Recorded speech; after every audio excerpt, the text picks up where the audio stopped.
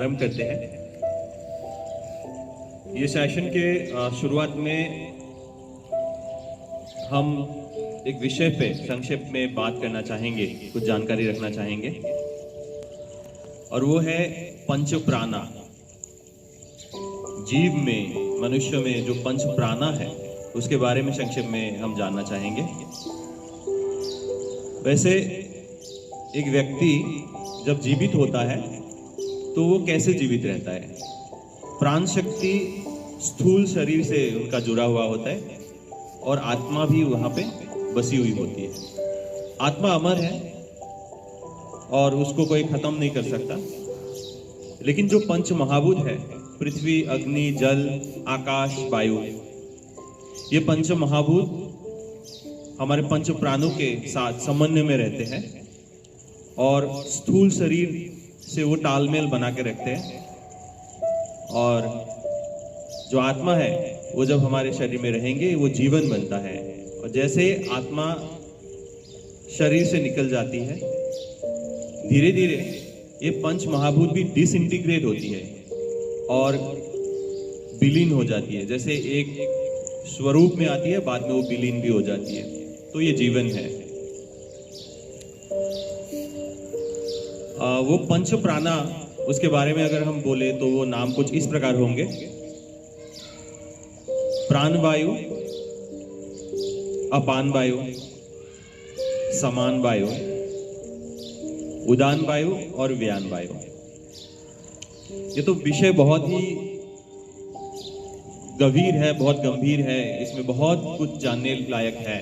लेकिन संक्षेप में हम अगर समझना चाहे तो प्राण वायु वो है जो एब्जॉर्ब करती है, जो भी कॉस्मिक एनर्जी है, प्राण शक्ति है, जैसे हम सांस लेते हैं उसके माध्यम से जो भी हम एब्जॉर्प्शन करते हैं उसको हम प्राण वायु के माध्यम से समझ सकते हैं।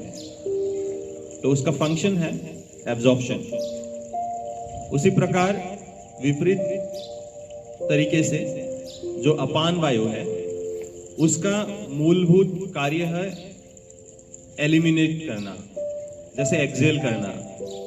तो उसमें बॉडी फंक्शंस अगर हम समझना चाहें तो जैसे हम कुछ भी चीज बॉडी से एलिमिनेट करते हैं bye means of sweating, bye means of urinary disposal, excretion, और जो भी रिप्रोडक्टिव ऑर्गन्स वगैरह का काम फंक्शंस है वो इस अपान वायु में आते हैं।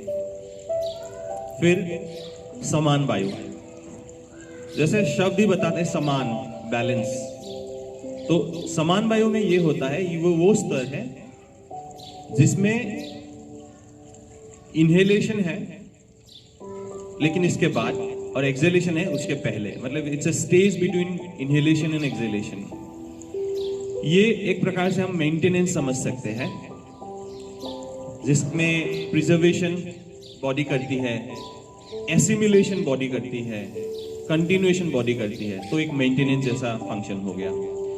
इसको समझने के लिए हम अपने पेट के या स्टोमक के फंक्शंस को समझ सकते हैं, जिसमें कि हम कुछ खाद्य खाते हैं और उसको कैसे छोटे छोटे कणों में तोड़ के उसको एसिमिलेट किया जाता है स्तर बाय स्तर, और फिर वो ब्लड में प्रवाहित होके हमें पुष्टि देती है। तो ये समान जो वायु है उसका एक संक्षेप में कार्य है। फिर उदान वायु।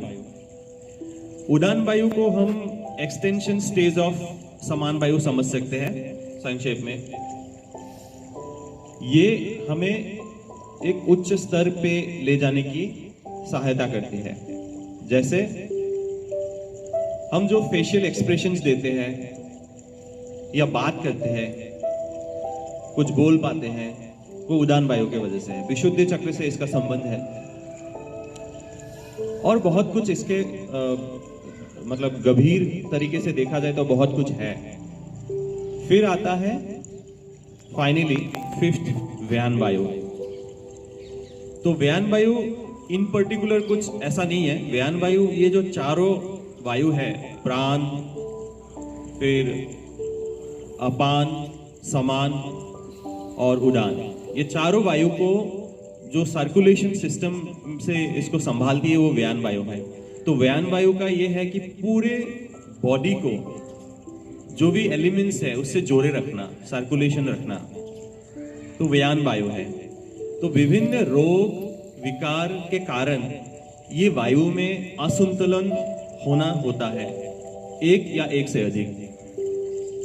तो जब ये पंच प्राण एक व्यक्ति में सटीक रूप से संतुलित रहता है, वो व्यक्ति हर प्रकार से निरोगी और स्वस्थ रहता है, शारीरिक, आध्यात्मिक और मानसिक रूप से। तो कुछ संक्षेप में हमने आज ये पंच प्राणा के बारे में जाना। अभी आज के सेशन में धूप भी हल्का हल्का निकल चुका है, तो आज के सेशन में हम योग निद्रा करेंगे पूरा एक बार।